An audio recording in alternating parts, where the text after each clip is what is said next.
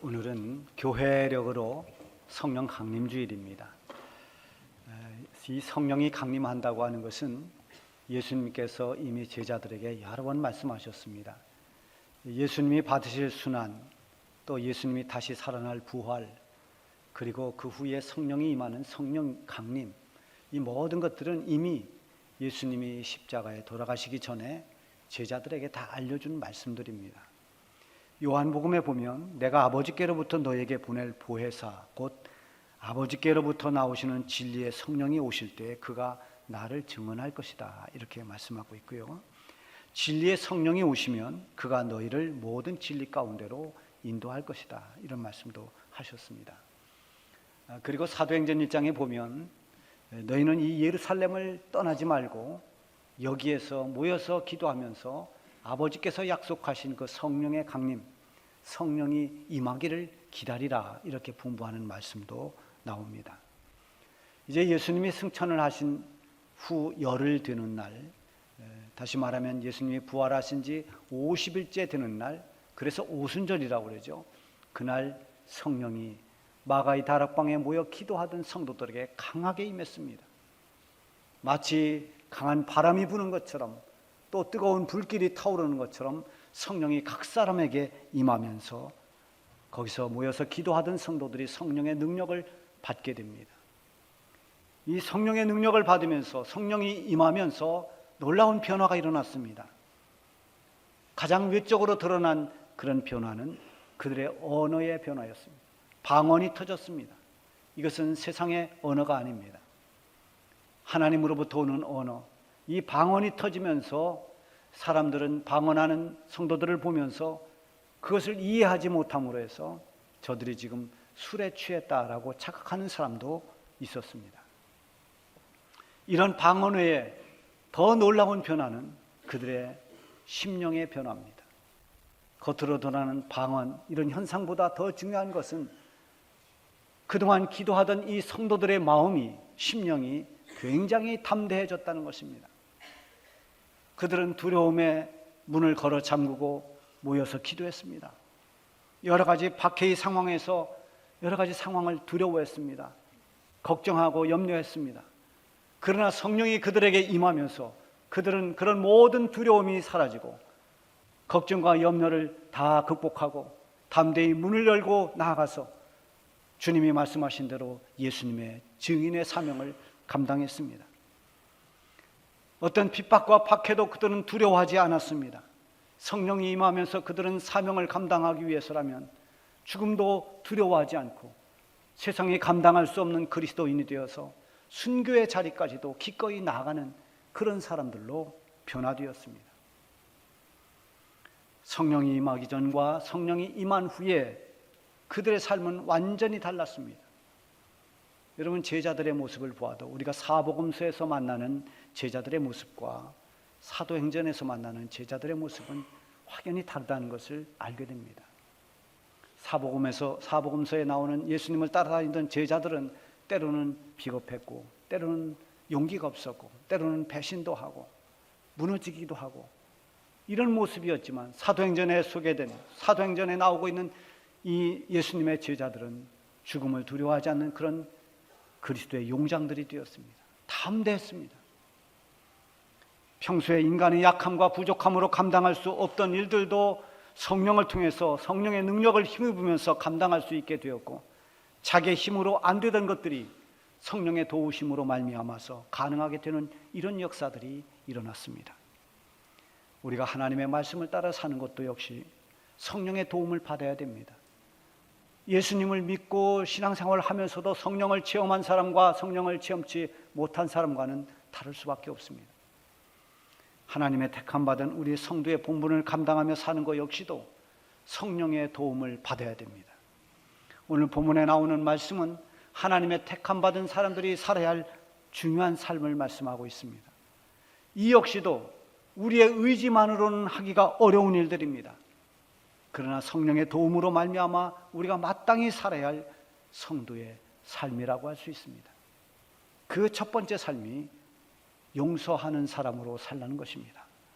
13절에 보면 누가 누구에게 불만이 있거든 서로 용납하여 피차 용서하되 주께서 너희를 용서하신 것 같이 너희도 그리하고, 주님께서 너희를 용서한 것처럼 너희도 용서하며 살아라.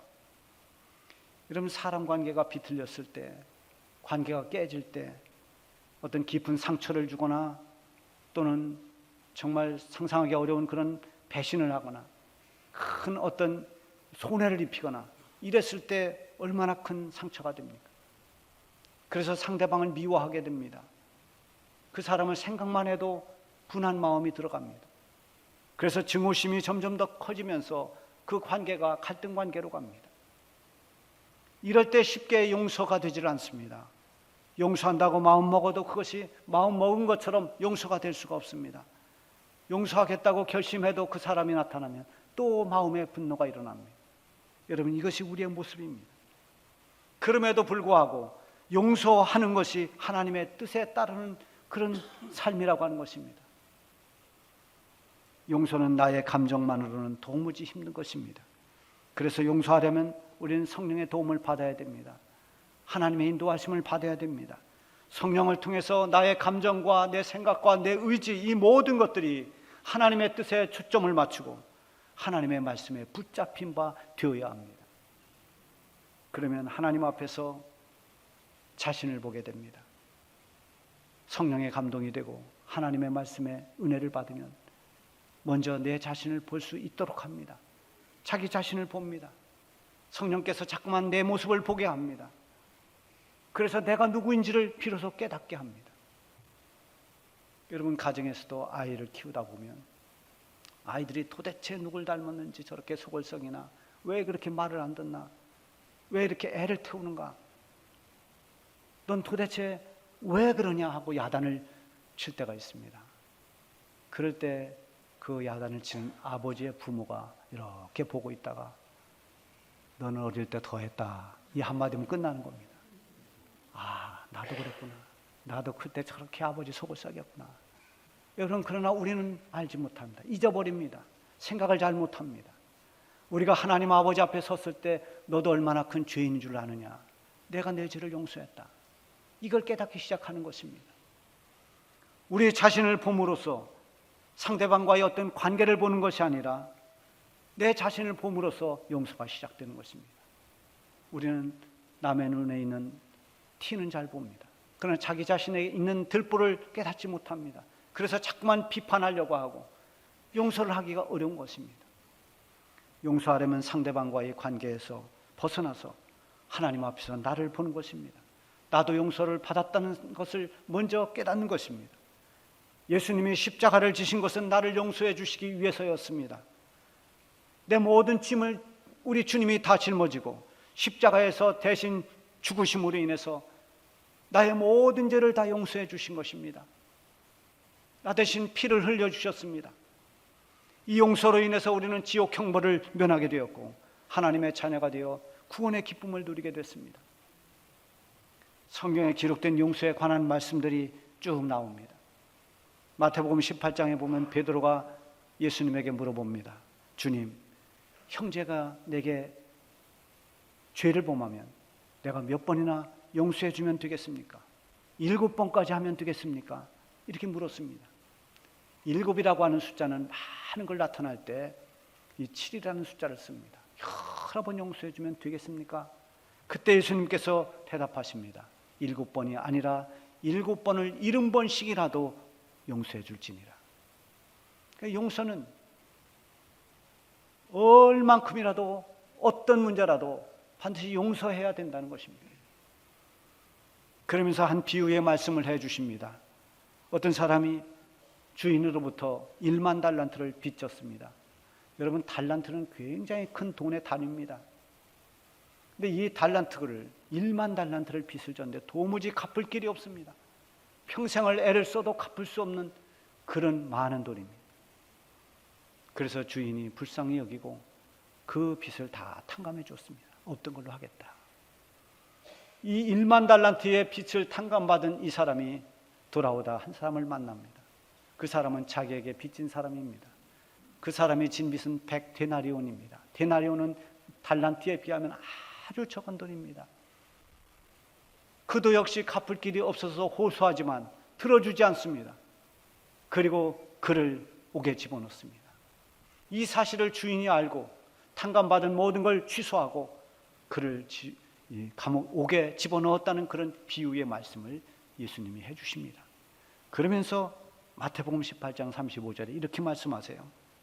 너희가 각각 마음으로부터 형제를 용서하지 아니하면 나의 하늘 아버지께서도 너희에게 이와 같이 하시리라. 얼마나 두려운 말씀입니까? 너희가 끝내 용서하지 못하면 하나님도 너를 용서하지 않을 거다. 이건 바꿔 말하면 용서하라. 너도 용서받았으니 너도 용서하라. 이런 말씀입니다. 우리가 하나님께 용서받은 것은 1만 달란트와 비교할 수 없는 것입니다. 이것은 아무리 돈을 줘도 갚을 길이 없는 것입니다. 그런 모든 우리의 죄를 우리 하나님께서 다 탕감해 주었습니다. 용서해 주셨습니다. 그래서 우리도 역시 형제를 용서하는 것이 마땅하다는 것입니다. 거기다 더 나아가서 14절에 보면 이 모든 것 위에 사랑을 더하라. 이는 온전하게 매는 띠니라. 용서뿐만이 아니라 그 위에 사랑을 더하라고 말씀하고 있습니다. 이게 어떻게 가능할까요? 여러분 그렇게 할 수 있습니까? 용서하고 싶은데도 용서가 되지 않는 그런 경험을 우린 다 해보지 않았습니까? 용서도 힘든데 거기에 사랑을 더하라고 말씀하십니다. 그래서 참된 용서라는 것은 자기의 의지적 노력으로 될 수가 없는 것입니다. 하나님의 은혜를 깊이 깨닫고 성령의 감동을 통해서 우리는 비로소 용서할 수 있습니다. 손양은 목사님이 구속의 은혜에 대한 감격이 항상 살아있었습니다. 나 같은 죄인 살려주신 하나님 감사합니다. 이런 구속의 감격, 구원받은 은혜에 대한 감격이 늘 살아있었고, 그리고 언제나 성령의 감동으로 성령에 감동된 그런 삶을 살다 보니까 두 아들을 죽인 그 원수를 용서해 줬을 뿐만 아니라 더 나아가서 그를 자기의 아들로 삼았습니다. 양자로 삼았습니다. 정말 그 위에 사랑을 더한 것입니다. 주님께 용서받은 은혜에 감사하면서 용서할 수 있는 은혜를 구하면 성령께서 용서할 수 있도록 우리를 인도해 주실 것입니다. 용서는 올무로부터 해방되는 은혜입니다. 용서하는 것은 택함받은 자의 택함받은 자다운 그런 모습입니다. 용서를 통해서 심령의 자유함을 얻고 말씀에 순종하는 그런 기쁨을 여러분 모두가 누리시기를 바랍니다. 용서하지 못해서 고통받는 그런 모든 고통에서 벗어나고 모든 불편한 관계가 다시 풀어지고 용서로 인해서 오는 하늘의 신령한 복이 여러분에게 더해지기를 바랍니다. 두 번째는 그리스도의 평강이 마음을 주장하도록 하라고 했습니다. 15절에 보면 그리스도의 평강이 너희 마음을 주장하게 하라. 너희는 평강을 위하여 한 몸으로 부르심을 받았나니. 우리가 하나님 자녀로 이 세상에 사는 동안 하나님께서 우리에게 주시려고 하는 것 중에 하나가 평안이라고 하는 것입니다. 샬롬, 참된 평안. 예수님은 제자들에게 언제나 이 평안을 강조했습니다. 요한복음 14장 27절에 보면 평안을 너희에게 끼치노니 곧 나의 평안을 너희에게 주노라. 내가 너희에게 주는 것은 세상이 주는 것과 같지 아니하니라. 제자들이 앞으로 예수님 없을 때 예수님이 십자가에 죽으시고 부활하시고 승천한 뒤에 받을 환난, 여러 가지 시련과 박해, 주님은 그걸 알고 있었습니다. 그 가운데에서도 그들이 그런 모든 세상의 권세를 이기고 주님이 주시는 그 평안을 누리기를 원했습니다. 요한복음 16장 33절에 보면 이렇게 말씀하십니다. 내가 이것을 너에게 이루는 것은 너희로 내 안에서 평안을 누리게 하려 함이라. 세상에서는 너희가 환난을 당하나 담대하라. 내가 세상을 이겼노라. 우리 주님은 이 세상으로부터 환난을 당했습니다. 십자가에 못 박혔습니다. 버림을 당했습니다. 그러나 주님은 다시 부활하셨습니다. 부활은 승리의 사건입니다. 세상 권세를 이기는 일이요, 죄와 사망의 권세를 이기는 이 사건이 바로 부활입니다. 그리고 부활하신 예수님이 제자들을 찾아왔을 때 제자들에게 제일 먼저 이 평안을 빌어 주었습니다. 너희에게 평강이 있을지어다. 하나님의 택함 받은 성도의 모습은 주님이 주시는 그 평안함이 있는 것입니다. 예수 믿는 우리 그리스도인들이 언제나 그 얼굴에 두려움과 염려와 걱정으로 가득 찼다면 그것은 우리의 참된 모습이 될 수 없습니다.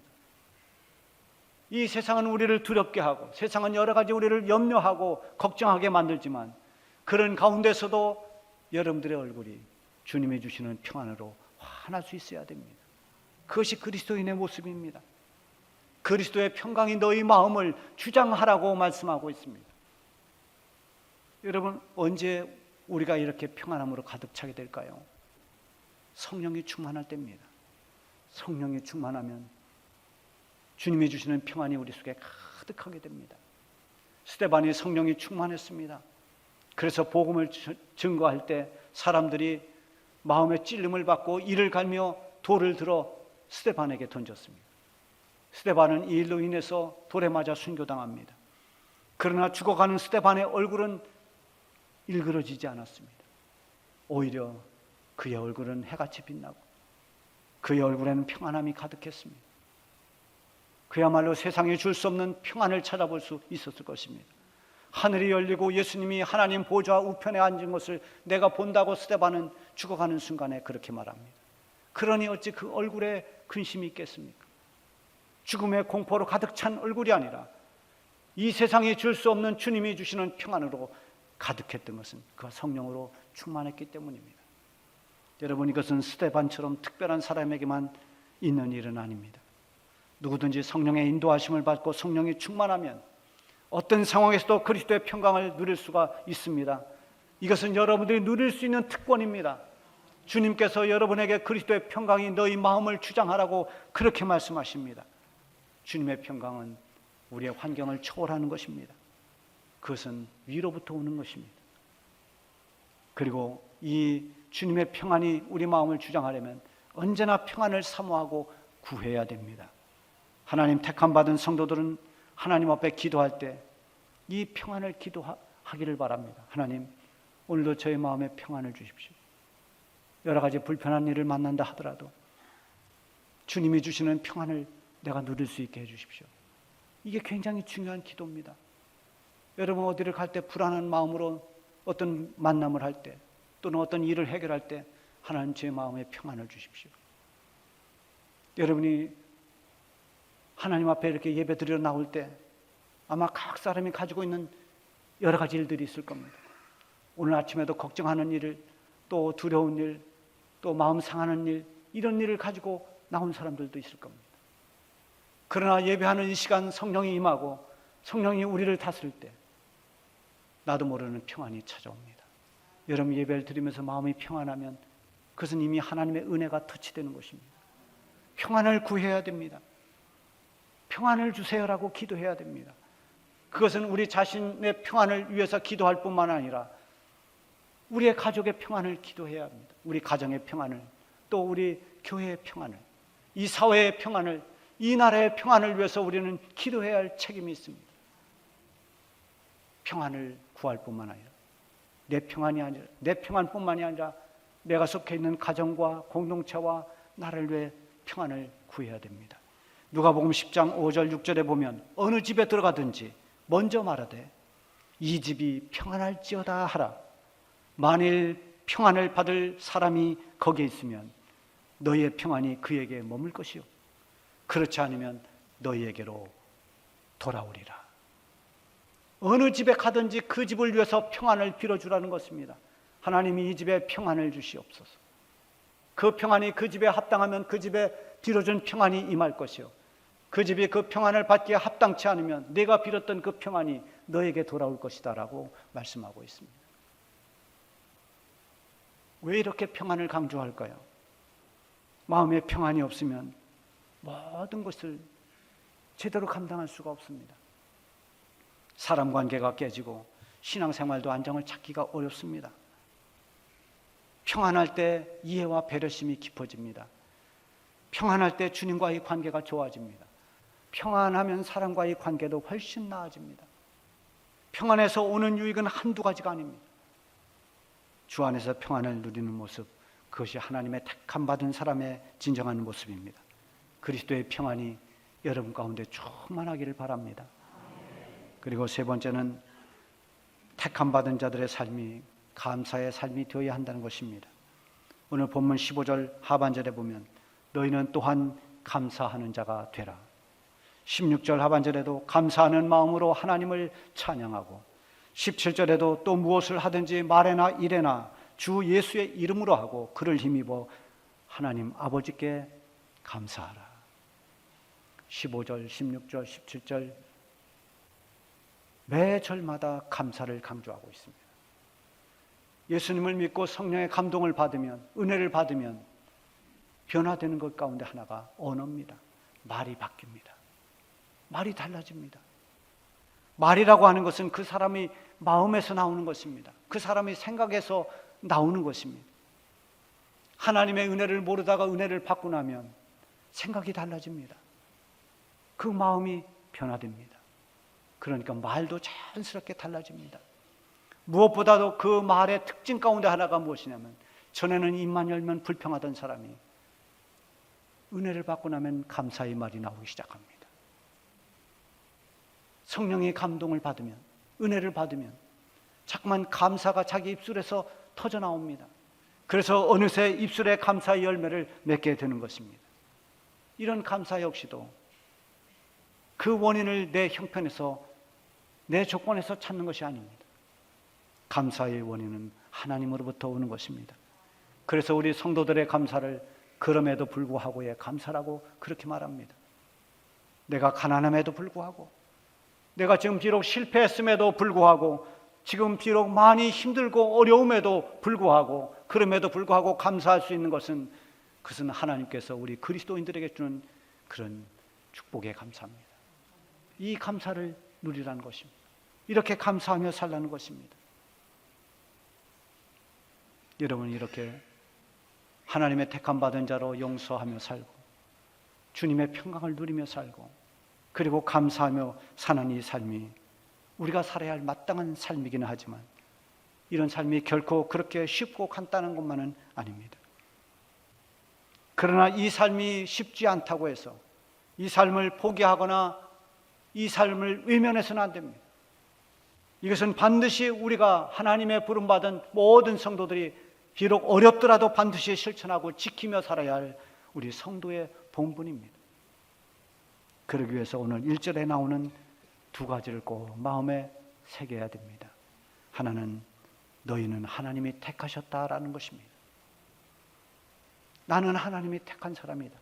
우리 성도는 모두 누구도 예외 없이 하나님이 택한 사람입니다. 세상의 많은 사람 가운데 나를 택했습니다. 나를 택하셔서 내게 은혜를 베풀어 주셨습니다. 내게 모든 죄와 허물을 덮어주시고 구원의 은총을 베풀어 주셨습니다. 이게 택함 받은 은혜입니다. 여러분, 내가 택함 받았다 하면 우리는 마음이 넓어집니다. 그래, 나는 하나님께 택함 받은 사람이다. 또 하나 있습니다. 하나님의 사랑을 받고 있다는 것입니다. 지금도 여전히 하나님 사랑을 받고 있다는 것입니다. 하나님이 나를 사랑하면 우리는 더 이상 바랄 것이 없는 것입니다. 이보다 더 귀한 것은 없습니다. 하나님의 나를 향한 사랑은 지금도 계속 현재 진행형입니다. 지금도 여전히 하나님은 저와 여러분을 사랑하십니다. 하나님 사랑을 우리는 받고 있습니다. 하나님 사랑하시기에 나를 용서해 주셨고 나를 긍휼히 여겨 주셨고 내게 필요한 은혜를 주시면서 지금도 여전히 사랑으로 내 삶의 걸음걸음을 인도하고 계시는 것입니다. 그러므로 이제는 하나님의 택함 받은 자처럼 하나님의 사랑을 받고 있는 사람처럼 그렇게 살라는 것입니다. 그것이 바로 용서하는 삶이요, 평안을 누리는 삶이요, 감사하며 살아가는 삶입니다. 성령의 능력을 힘입어서 이런 삶을 살아가는 우리 주중가족들이 다 되시기를 바랍니다.